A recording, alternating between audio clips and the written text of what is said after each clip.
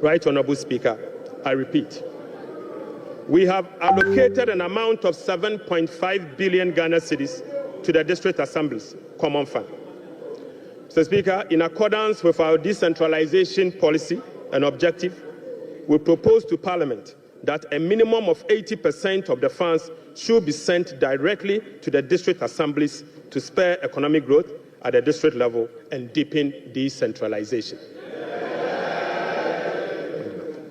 Mr. Speaker, it is worth noting that in a stark contrast to what has happened recently at the District Assembly Common Fund, where only 50% of the released amount are sent to the District Assembly for the purposes of running the assemblies. Mr. Speaker, we have also allocated an amount of 1.5 billion Ghana cedis for Agriculture for Economic Transformation Program, of which Feed Ghana, Ghana Grains Development Project, Vegetable Development Project, and Nkoko Nketenkete are all key components of the program. Right Honourable Speaker, we have also allocated 51.3 million Ghana cedis as seed fund for the establishment of the Women's Development Bank. Mr. Speaker, we have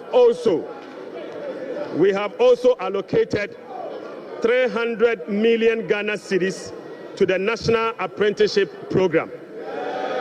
Mr. Speaker, I repeat, we have also allocated an amount of 300 million Ghana cedis to the National Apprenticeship Program. Right Honourable Speaker, we have also allocated an amount of 100 million Ghana cedis to the Edumewura Program. Mr. Speaker, an amount of 100 million Ghana cedis has been allocated to the National Codes Program. Mr. Speaker, another amount of 100 million Ghana cedis has been allocated for the payment of monthly allowance to all Assembly members.